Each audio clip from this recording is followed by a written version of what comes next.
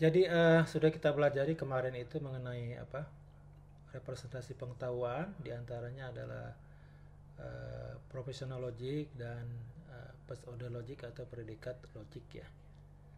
Nah, di dalam predikat logik ini dikenal ada beberapa model inferensi. Jadi inferensi itu adalah bagaimana menurunkan eh, fakta baru atau kebenaran baru didasarkan kepada aksioma-aksioma yang sudah ada.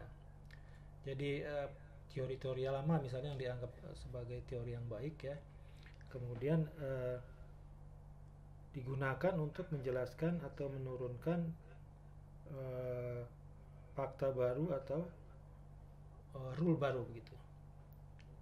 Nah, sistem ini sebenarnya menjadi basis dari eh, apa namanya pengembangan sistem berbasis pengetahuan. Di sini dikenal ada beberapa model inferensi yang umum digunakan dalam persoalan-persoalan logika ya. Di antaranya adalah yang paling sering digunakan adalah yang disebut sebagai modus ponens. Di dalam modus ponens ini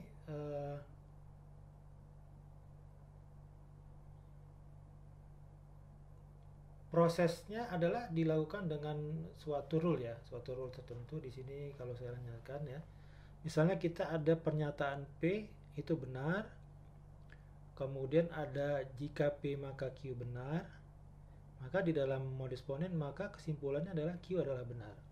Jadi kita berikan fakta P benar dan jika P maka Q benar, maka kesimpulan yang ditarik Q adalah benar ya.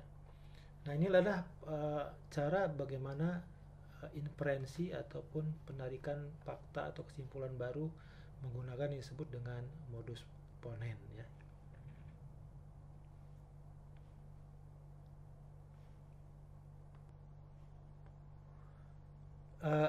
Sistem modus ponens ini merupakan dasar bagi pengembangan sistem berbasis aturan atau rule based system. Jadi adanya if then di dalam klausa-klausa modus ponens itu biasanya dimasukkan ya ke dalam sistem berbasis pengetahuan. Mungkin bisa uh, sederhana ya jika maka atau mungkin di dalam rule itu ada rule lagi. Jadi ada namanya nested rule atau rule yang bersalang di dalam suatu rule lain. Sebagai contoh yang paling simpel adalah misalnya kita punya uh, suatu apa proposisi seperti ini. Jika seorang rajin belajar maka ia menjadi sarjana. Nah, pernyataan ini kan ini pernyataan yang global ya, yang umum ya. Jadi jika seorang belajar maka ia bisa menjadi sarjana. Jadi kalau kita representasikan dalam model predikat kalkulus, ini merupakan bentuk quantifier universal ya. Jadi untuk setiap X di mana X rajin belajar maka X jadi sarjana. Nah ini rule yang kita anggap sebagai yang sudah benar lah seperti itu. Atau kita simpulkan secara sederhana jika P maka Q. Nah ini kita anggap benar ya. Kemudian kita misalnya ketemu fakta atau pernyataan di dalam suatu basis data atau knowledge base bahwa P benar, misalnya faktanya adalah si Arek rajin belajar ya faktanya. Maka kesimpulan kita Q benar ya. Jadi di sini Q itu kan yang sebelah kanan ya. Di sini Q. Berarti kesimpulannya adalah Q atau Alex jadi sarjana. Nah, di dalam basis data kan hanya ada ini yaitu rule ini dan ada fakta ini. Nah, oleh sistem berbasis modus ponens ditarik fakta baru bahwa Alex jadi sarjana gitu. Ini cara kerja dari modus ponens.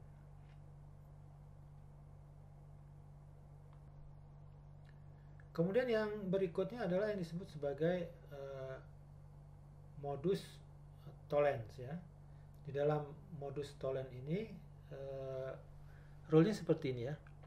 Jika P maka Q adalah benar, kemudian ketemu fakta Q tidak benar ya, dan juga Q tidak benar, ini rule maksudnya ya.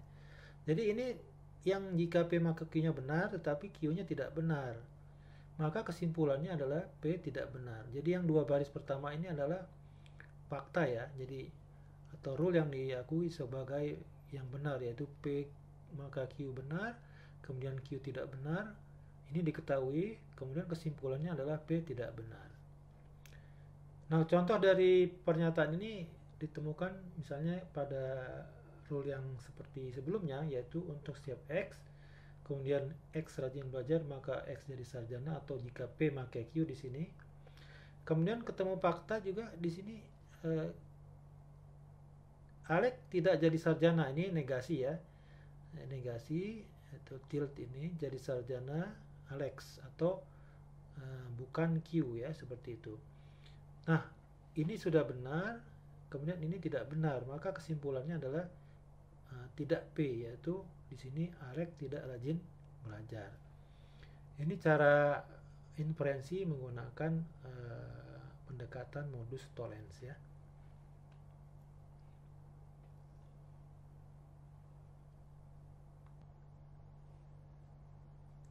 Kemudian yang berikutnya, di dalam predikat logik atau predikat kalkulus atau first order logic dikenal adanya suatu penalaran otomatis atau automated reasoning. Di sini ada 3 macam metode reasoning yang umum digunakan, yaitu yang disebut dengan deduksi atau deduction, kemudian abduksi, kemudian ada induksi. Deduksi ini cara berpikir analitis ya, jadi diturunkan jadi fakta yang umum yang dianggap sudah benar, misalnya teori-teori yang ada di lapangan ya. Bentar.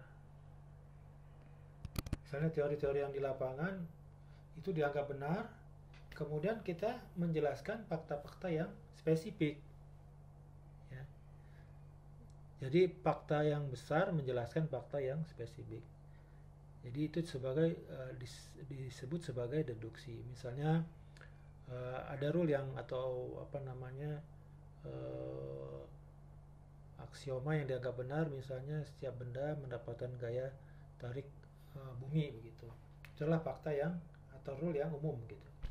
Kemudian didapatkan fakta misalnya buah durian jatuh. Nah, buat durian jatuh adalah fakta spesifik. Nah, fakta spesifik ini dijelaskan oleh fakta yang umum. Jadi cara berpikir deduksi ini, kita punya rule besar ataupun teori atau aksioma yang dianggap benar menjelaskan fakta yang kecil.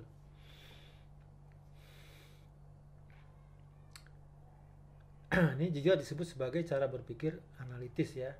Nah, kalau kita contohkan di sini misalnya kita punya aturan yang umum seperti ini ya. Jika sebuah objek A lebih besar dari objek B, kemudian objek B lebih besar dari C, maka otomatis ya objek A lebih besar dari C ya. A lebih besar dari B, B lebih besar dari C, berarti A lebih besar dari C. Ini adalah suatu rule yang umum ya, seperti itu. Nah, kalau kita tulis di dalam bentuk first order logic, untuk setiap A, B dan C, jadi ini fakta yang berlaku umum untuk A, B, C, di mana A lebih besar dari B dan B lebih besar dari C, ya, maka A lebih besar dari C. Nah, ini adalah suatu general knowledge, ya, pengetahuan umum yang dianggap benar. Nah, misalkan kita ketemu fakta seperti ini ya, lebih besar, buka kurung Jupiter bumi, jadi Jupiter lebih besar dari bumi, ya, seperti itu ya. Kemudian lebih besar buka kurung bumi, Merkurius, artinya bumi lebih besar dari Merkurius. Nah, dengan menggunakan hukum yang umum ini, kita bisa ambil kesimpulan yang detail ya. Cara deduktif berarti si Jupiter ini lebih besar dari Merkurius. Kalau kita ganti ini A, ini B, ini B, ini C, maka A lebih besar dari C ya. Di sini Jupiter lebih besar dari Merkurius. Nah, itu adalah cara berpikir deduktif ya, seperti itu.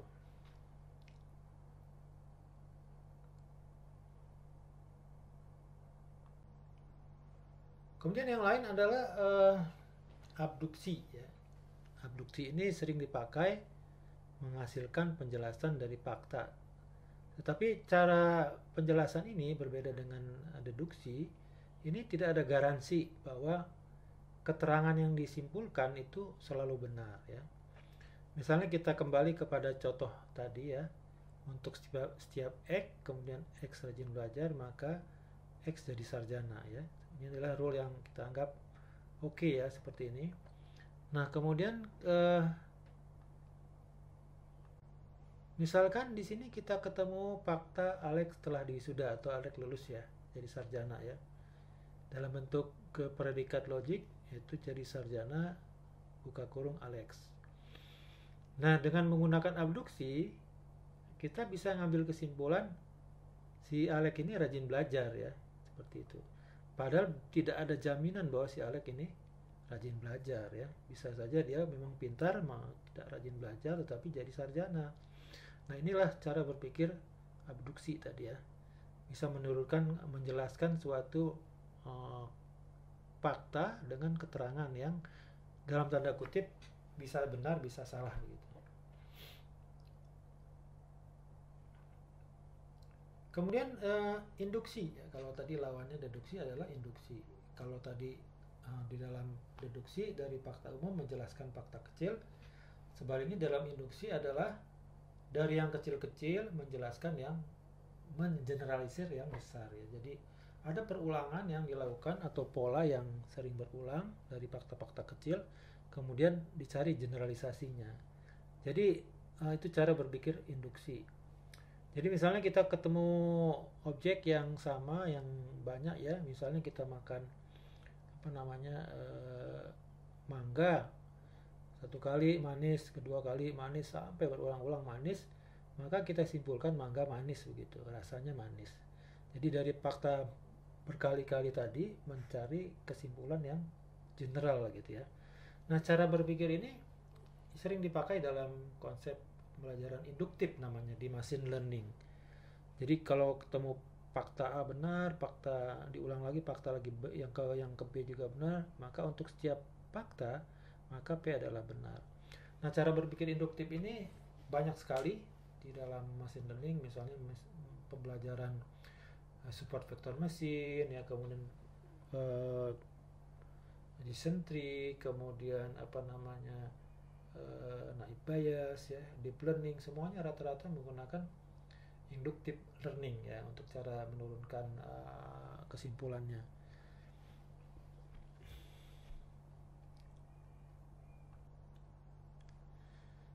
Nah, misalnya bagaimana cara mengenerate suatu inductive learning? Biasanya kita melakukan survei ya kepada suatu populasi. Misalnya kita ingin mencari hubungan antara sarjana dengan rajin belajar, maka disurvei ya. Ternyata dari survei setiap orang yang jadi sarjana itu mahasiswa yang rajin belajar menjadi sarjana. Jadi setiap sarjana ditanya ternyata rajin belajar, berulang-ulang begitu. Maka kita bisa buat suatu kesimpulan ya untuk setiap X, di mana X itu sarjana, maka X itu rajin belajar. Nah, ini pola umum jadi ya, didapatkan suatu pola umum. Satu yang harus dihati-hati dalam cara berpikir induktif ini adalah sering kita pakai dalam kehidupan hari-hari ya. Misalnya kita bertemu seorang ya, suku tertentu ya, Anda kemudian mengalami interaksi, kemudian Anda kecewa gitu ya. Kemudian ketemu lagi orang lain dengan suku yang tadi, kecewa lagi. Hanya dengan beberapa kali saja langsung Anda ngambil kesimpulan bahwa suku tersebut mengecewakan begitu. Nah, ini yang harus hati-hati ya. Jadi pengambilan cara berpikir induktif ini tentu harus didasari kepada sampel ya, atau populasi yang representatif gitu. Jangan hanya cuma 2 orang Anda generalisasi untuk seluruh suku tersebut atau bangsa tersebut. Itu yang harus hati-hati di dalam cara berpikir induktif ya. Demikian ya penjelasan mengenai representasi pengetahuan dari propositional logic dan first order logic.